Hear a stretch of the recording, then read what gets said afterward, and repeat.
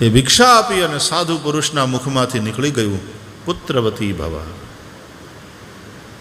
રડી પડી. બનારસમાં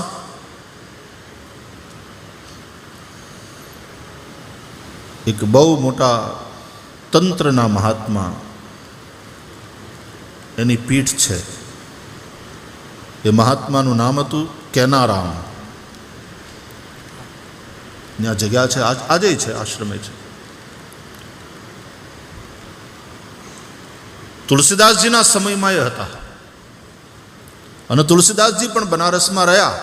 રામચરિતમાનસની કેટલીક રચના બનારસમાં થઈ, અયોધ્યામાં પણ રચના થઈ, બનારસમાં પણ થઈ, અને બનારસમાં તુલસીદાસજી દ્વારા રામકથાનું ગાયન પણ થયું.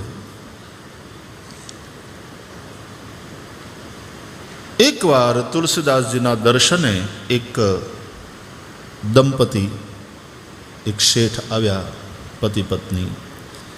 એને કંઈ સંતાન નહોતું. તુલસીદાસજીને પગે લાગ્યા. પેલી ગૃહિણી રડી પડી. કેમ બાપા, શું છે? મહારાજ, શેર માટીની ખોટ છે, સંતાન નથી. તમે આશીર્વાદ આપો, અમારે ત્યાં પારણું બંધાય. એ તુલસીદાસજી તો શરણાગત મહાત્મા, મહાપુરુષ, કે મારો રામ દે, હું તો શું આપું? ઊભા રહો, તમે બેસો, આમ કહીને અંદર ગયા. પોતાની સેવા જ્યાં હતી ત્યાં પ્રભુને પ્રાર્થના કરી કે આ દુઃખી છે, સજ્જન દેખાય છે, સારા સદગ્રહસ્થ છે. પ્રભુ, આવાનો તો વંશ ચાલવો જોઈએ. નાથ, એના ભાગ્યમાં સંતાન છે? રામજીએ કહ્યું કે ના, એના ભાગ્યમાં સંતાન નથી. જે ભાવ જગતના લોકો છે ને એને સમજાશે કે વ્યક્તિ પોતાના ઈષ્ટ સાથે વાતો કેવી રીતે કરે ને એને જવાબે મળે. હા, રામને કહ્યું કે આના ભાગ્યમાં સંતાન છે પ્રભુ. રામજીએ ના પાડી, એના ભાગ્યમાં સંતાન નથી. તુલસીદાસજીને સાંભળીને થોડું દુઃખ થયું. બહાર આવ્યા. પેલા દંપતીને કહ્યું કે માં, ભગવાનનું નામ લે, ઠાકોરજી જેમ રાખે એમ રહીએ. તારા ભાગ્યમાં સંતાન નથી, સંતાન યોગ નથી તમારે. પેલી ગૃહિણી રડવા લાગી. એના પતિ એને સાંત્વના આપી, જેવી હરિની ઈચ્છા. તુલસીદાસજીને પ્રણામ કરીને બંને જતા રહ્યા.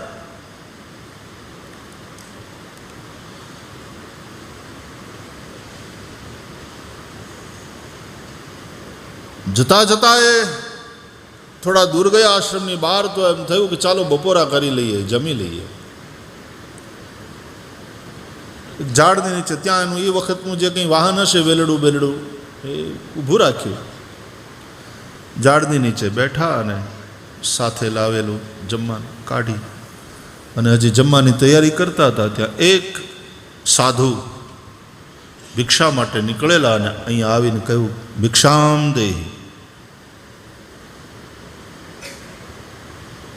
એટલે આ બેને તરત જમવાનું થોડું હતું, ધન્ય ઘડી ધન્ય ભાગ. પહેલાં કોઈ સાધુ પુરુષ આવ્યા, એને જમાડીને પછી જમીએ. એટલે ભિક્ષા આપી. અને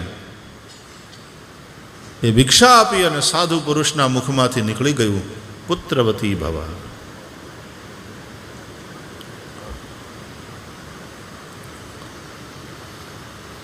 રડી પડી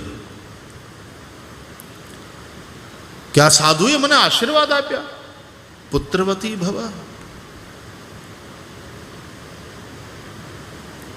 હજી હમણાં તો તુલસીદાસજી જેવા મહાત્માએ કહ્યું છે કે આપણા ભાગ્યમાં સંતાન યોગ નથી. પગે લાગી, આંખમાં આંસુ એમને રહ્યા, જેવી હરિની ઈચ્છા. સાધુને ભિક્ષા કરાવી, સાધુએ આશીર્વાદ આપ્યા. એ સાધુ કેનારામ, તંત્રના મોટા જાણકાર મહાપુરુષ.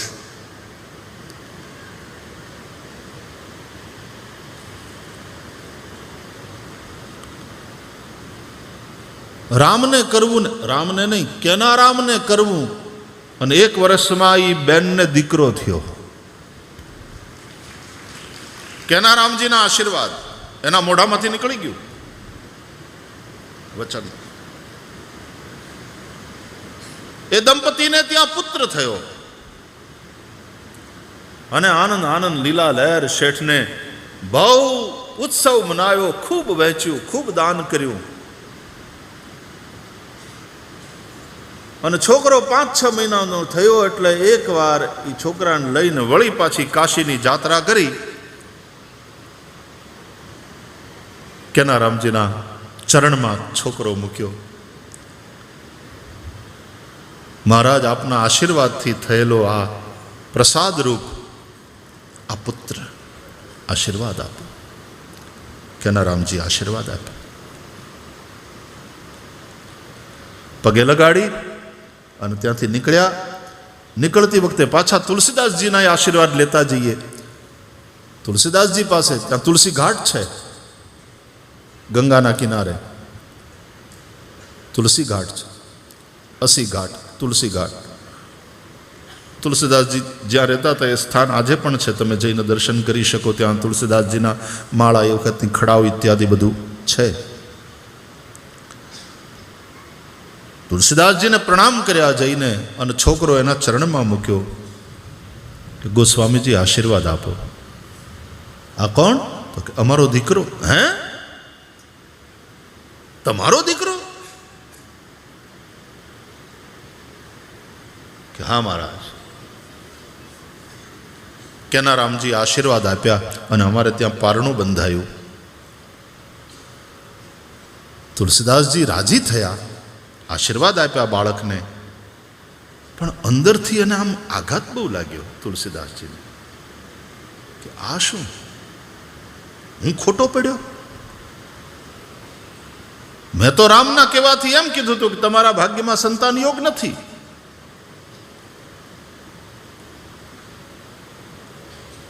પગે લગાડી તુલસીદાસજીના પણ આશીર્વાદ લઈને પેલું દંપતી તો જતું રહ્યું, પણ તુલસીદાસજી રાજી બહુ થયા કે એને ત્યાં પારણું બંધાયું. પણ આઘાતે લાગ્યો, આશ્ચર્ય પણ થયું. રામની પાસે બેઠા.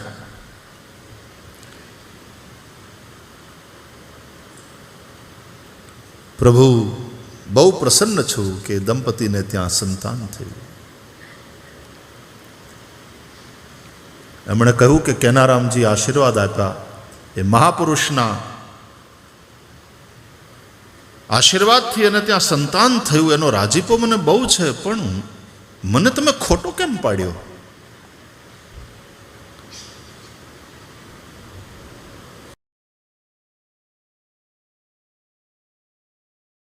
છે ને આપણે ના પાડી, અને આજે દીકરી લઈને પગે લગાડવા આવ્યા. અને તરત રામે કહ્યું, તમે મને એમ પૂછ્યું હતું કે એના ભાગ્યમાં સંતાન છે, અને મેં ના પાડી. એના ભાગ્યમાં નહોતું, એના ભાગ્યમાં નથી. આ તો કેનારામ જેવા મહાત્માએ દીધેલો દીકરો છે. તુલસીદાસ, જો તમારા મુખમાંથી નીકળી ગયું હોત ને તો મારે આપવો પડત. જેની વાણી આવી હોય છે એવા સાધુડાના વચનને હું જૂઠા પડવા ન દઉં, ખોટા પડવા ન દઉં. હું બંધાયેલો છું. પણ તમે આશીર્વાદ ના આપ્યા. તમે તો મને એમ પૂછ્યું હતું કે આના ભાગ્યમાં છે, એટલે મેં ના પાડી કે એના ભાગ્યમાં નથી.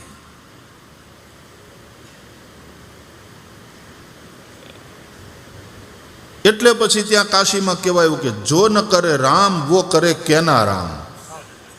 જો ન કરે રામ વો કરે કેના રામ.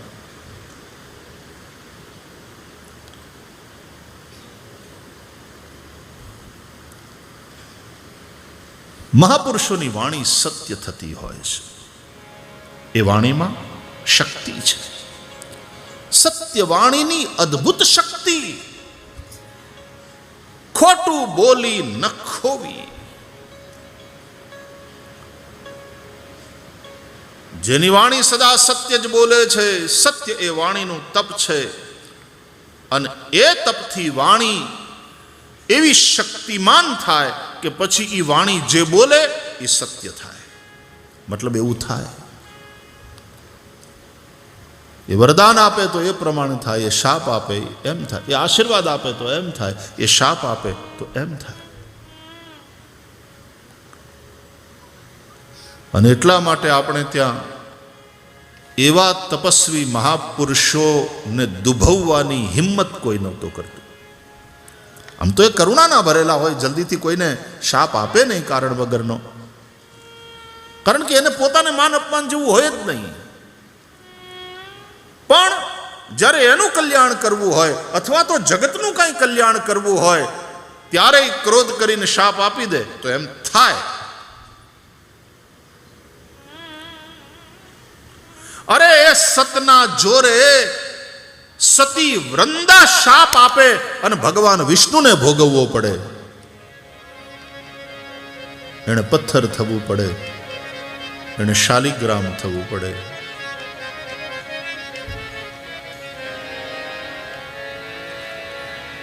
વાણીની અદ્ભુત શક્તિ છે. આપણે આ વસ્તુ જે દિવસે સમજતા થઈ, આજે તકલીફ શું છે, આજ આપણે કરાવીએ સત્યનારાયણની કથા, પણ હકીકતમાં આપણે સત્યનારાયણના પૂજક નથી, આપણે જૂઠના પૂજક છીએ.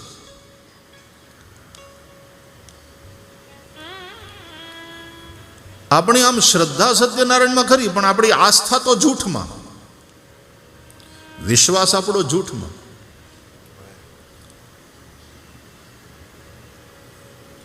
ધંધામાં ખોટું બોલવું જ પડે, ખોટું બોલ્યા વગર ધંધો થાય નહીં. અમેરિકાની વાત નથી કરતો, અહીંયા તો ઘણું બધું સારું હશે, હું અમારે ત્યાંની વાત કરું. હાવ ખોટું. ને એમાં રાજકારણીઓ તો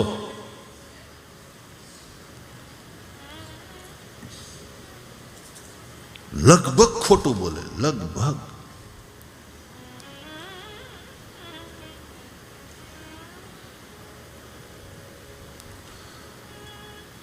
ચૂંટણી માટે મત માગવા જાય ત્યારે એમ કહે, પ્રજાજનો, મેં તમને વચન આપ્યું હતું, તમારે ત્યાં ઘરે ઘરે હું નળ આપીશ, અને મેં આપ્યા.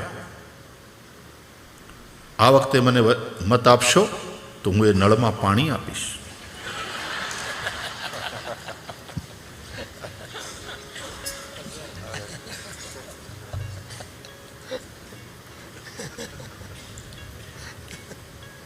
લગભગ, એટલા માટે લગભગ કહું છું, 100% નથી કહેતો, કારણ કે નીકળે છે. કોઈ ક્ષેત્રમાં સજ્જન નથી હોતા એમ નહીં, અને કોઈ ક્ષેત્રમાં થોડા ખોટા માણસો નથી હોતા એવું નહીં. ધર્મના ક્ષેત્રમાં ખોટા તમને મળી જાય, અને રાજકારણમાં સારા સજ્જન માણસો તમને મળી જાય.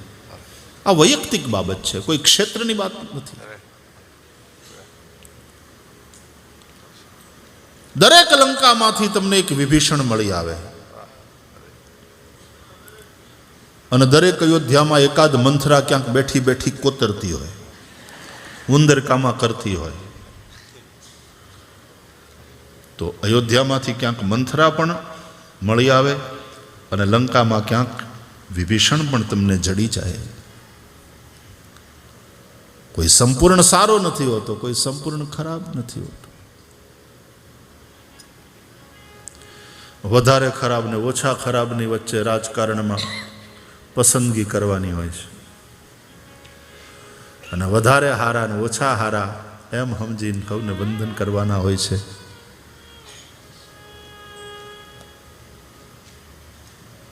પૂર્ણ તો પરમાત્મા છે. બાકી ગુણ દોષમય વિશ્વ કીન કરતાર, આ સૃષ્ટિને આ જગતને ગુણ દોષમય કિરતારે બનાવ્યું છે.